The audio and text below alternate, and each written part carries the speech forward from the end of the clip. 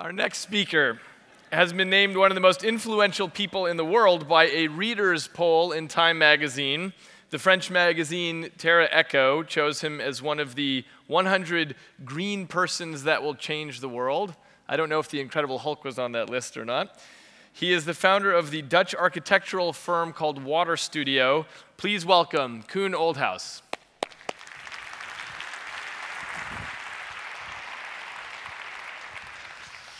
Good afternoon. A few months ago, I was in Spain and I had to give a lecture for 500 architects, and that's always really difficult audience.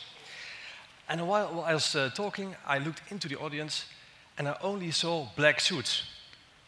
So it was just as being at a funeral. So I came home and I have this little son, he's called Max, and he's 6 years old, and I told him the story. And I asked him, what do you think? Why do architects wear black? And he said, Daddy, it's so obvious, because you all draw with a sketch with black pens, and you don't want to have any stains on your suit. So that's a good solution. And then he asked me a question. He said, Daddy, what's the use of an architect? So I had to think about that, and today I want to show you a blueprint for a better city, because I think that architects should be working on improvement of cities. Architecture is quite conservative. Although we build these beautiful shapes and we use all these new kind of materials, it's still static components in a dynamic world. So that means when we put something on one spot, it has to stay there for a very long time. But the problem is that during time, demands change. So if you look in almost every city, you see buildings that are vacant, or even buildings that are not finished. I come a lot many times in Dubai. Dubai is hit by financial crisis quite heavily. And you see all these towers, just concrete shells, nothing with it, and just putting money in it and not being used anymore. So I think that we should look differently against our cities. Our cities are dynamic because society is dynamic. And we have all these urban impulses that have effect on how we want to use our cities. Social changes. 20 years ago, 40 years ago, people lived completely different. Climate change, geographical changes, political changes, they all have effect of how we want to use our cities. So I think that if you build a building, it has to stay there for 50 years. But if you don't want to use it anymore, you can do two things. You can demolish it, or you have to leave it on the location. So that doesn't make sense. So I think that we have to find a way to make our cities more fast, because cities today are too slow and too static. And the way to do that, to make cities more fast, is to start building for change. In an idle city, I think buildings should appear as fast as demands change. So this is a little movie of a city. It's like 12 years. And if it could have been in 2 years, that would be fantastic. It's all about response time. So if you have a question, are you thirsty? Then it takes you 30 seconds to go and take some water and drink something. If you need some clothes, it's only half a day and I can go to the shop and take some clothes. Or if I want a car, it takes me a month and I have a complete new car. But the problem with a building is it takes so much longer.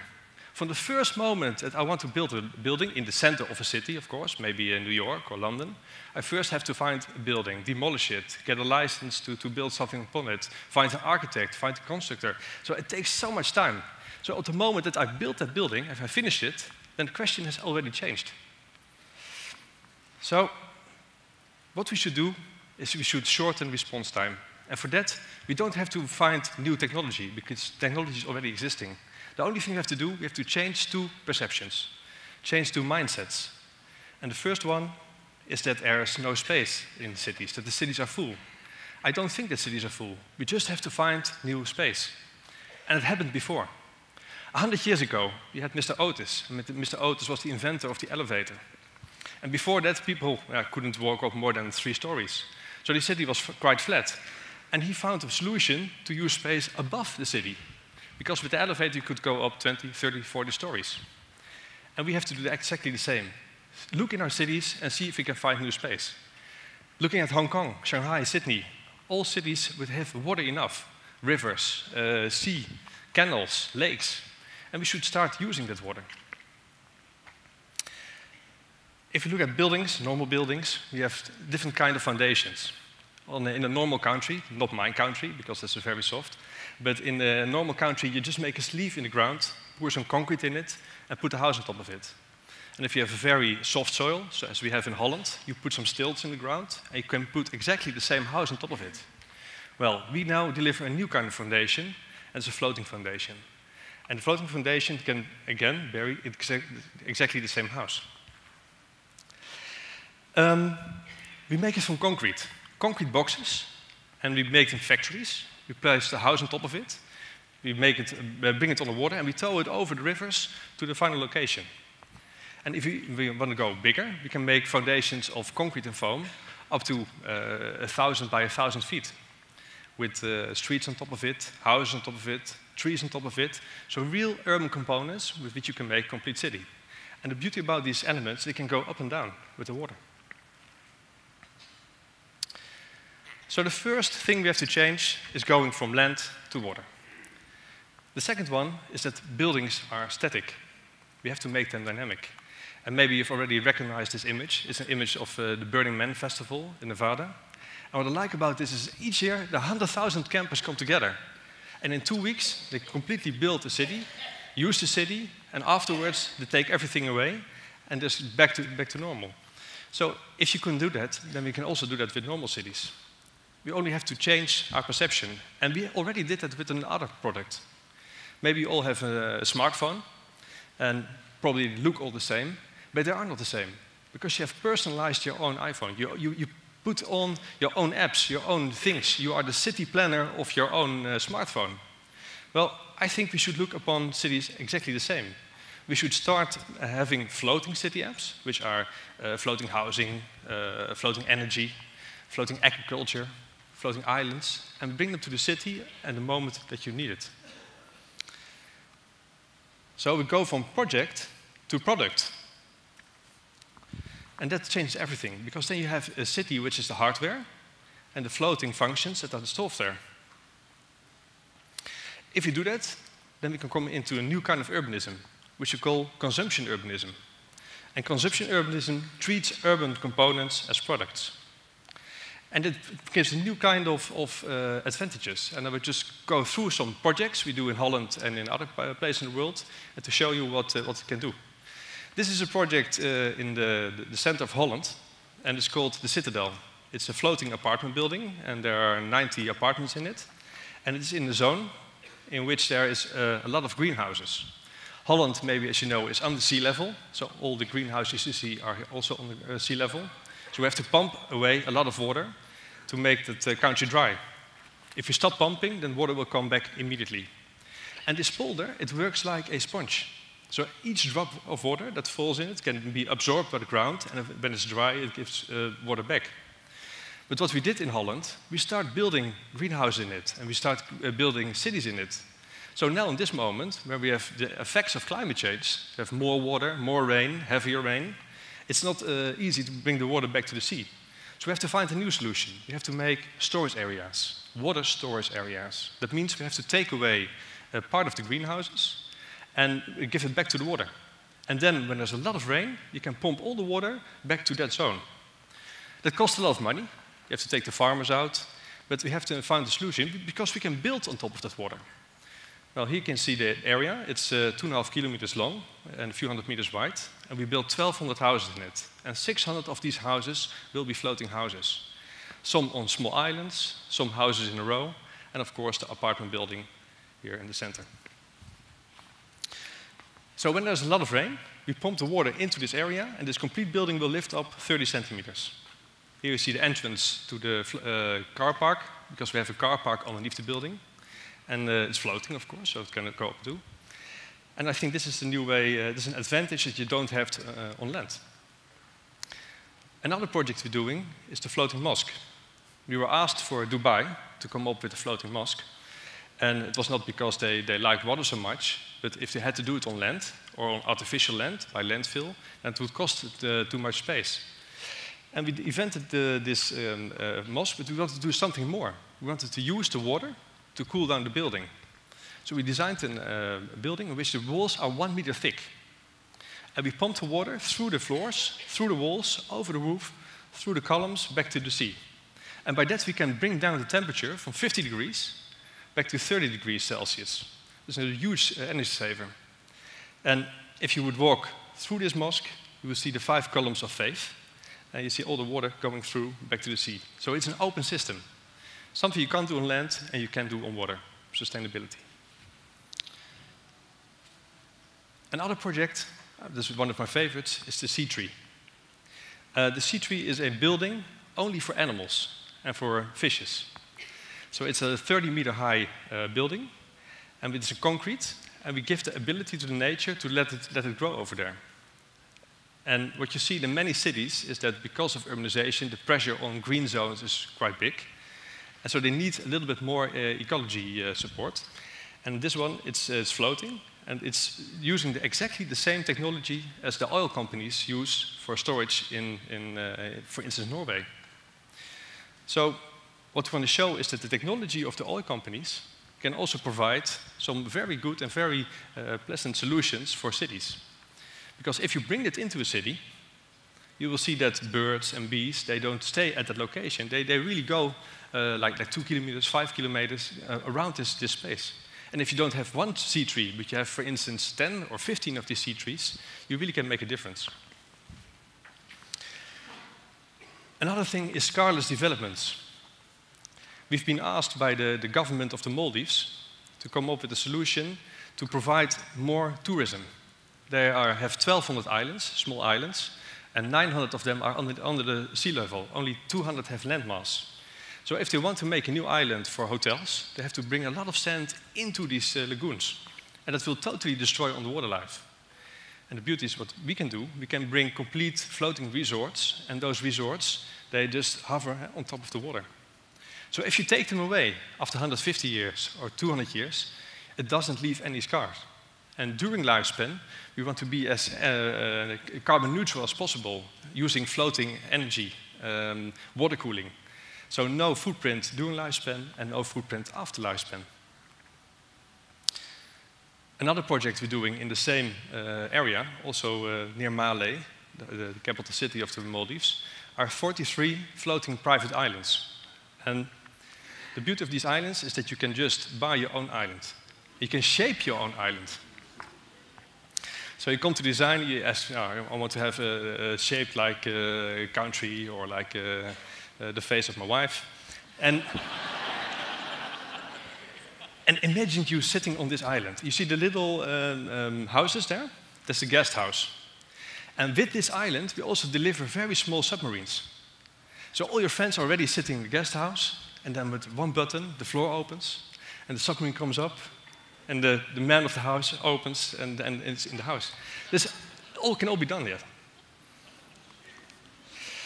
Another project in the same area, because we have 5 projects over there, is a floating hotel. The Maldives want to be in the center of discussion for climate change, renewable energy. But they don't have space for a big hotel. So we're now designing and developing a Green Star. And the Green Star is a hotel of 1,250 feet diameter. And it's built up of 5 concrete cruise ships connected to one concrete ring. But in fact, we don't build 5 of these ships. We build 6. So after 5 years or 6 years, when you have to start refurnishing this kind of buildings, you can just come on with a new leg, pull one leg off, and plug the other leg in. So it's a plug-and-play system, completely new in hotel business.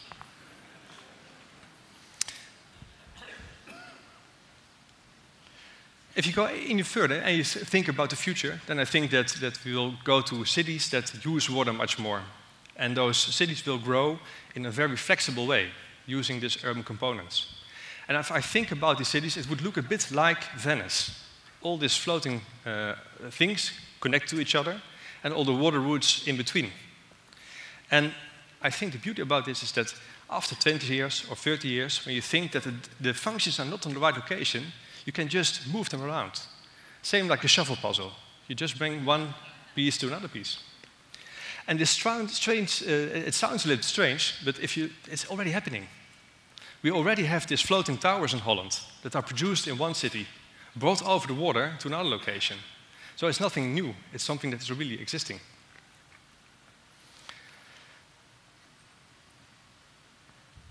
If you think a little bit bigger, then this also can be a solution for the Olympic Games. How stupid is it that each 4 years we build a complete new city with stadiums, with hotel facilities, all the things, and then it's only been used for 2 weeks. Yeah, if you're lucky, you can use it for 4 weeks for the Paralympics too, but it is a very short period. So I think that would be a solution to build floating stadiums and bring them from London to Rio to the other cities, or even use them for the World Soccer Games. And the beauty is that also other countries are thinking of the same thing. This is a floating harbor, which we first designed for Dubai.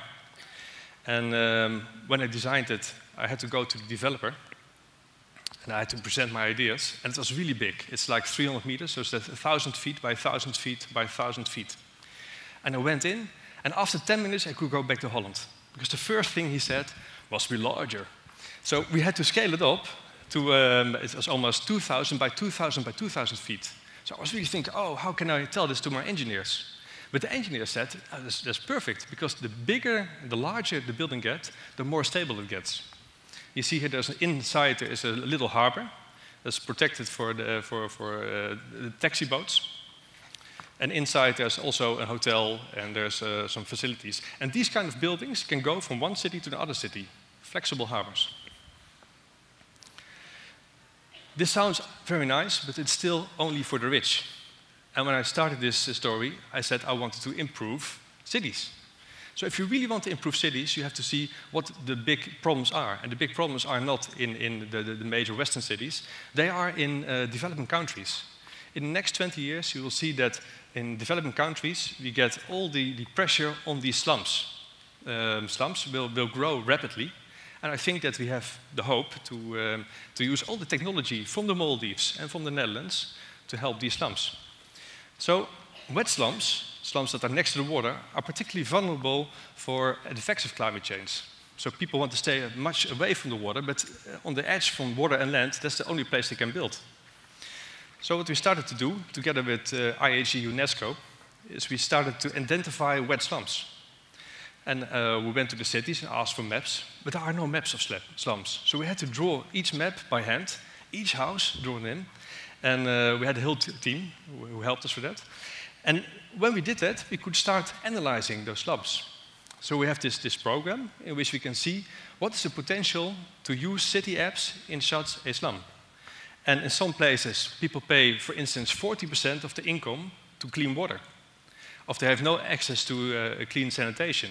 So by analyzing all the slums, you can see exactly what the needs are. We did it for 20 slums worldwide. And the next step is then, how can we help the slums? Should we donate money to that places? No, we don't think so. We should have to make a business case of it. So we think that we can do it by leasing out products. We think that we can build these city apps in the Western world. We can tow them over to these locations. And if there's a need for food, water, energy, you can bring the city apps to that place. And it's a dynamic process. Because while you're upgrading such a slum, where the slums are growing, you can bring new products in and take other products out. So it's really a flexible process. Those slums will grow over water. So before, water was something to be afraid of. By having floating developments, it can be something that can be as useful for your slum. And we get a question, is it not dangerous to build on water? Well, we think that it's safer for the slum to be on top of the water than to next to the water. If you think about tsunamis, they are on the open water, it's just a very small wave. It's only built up when it's on land. Or think about earthquakes. If you're on the water is a perfect shock absorber. Hurricanes, if you have this kind of buildings and the wind is pulling on the building, it can absorb a little bit of the energy. Floating sanitation.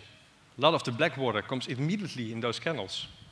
So if we can make these filters, then we can do something about the quality of the water.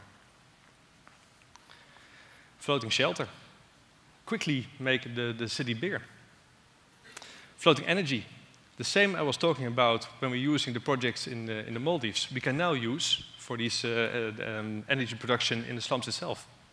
and even floating agriculture. Of course, we had to laugh when we saw these beautiful islands in the Maldives with the submarine. But exactly the same technology we're now using to make floating agriculture in the center of the slums. So I want to end the story to saying this, that I hope that new architects and the current architects wearing black, that they start using float. Because float is nothing else than flexible land on aquatic territory. And if we use the space in the water and the dynamic and the flexibility of the water, we really can make a better city.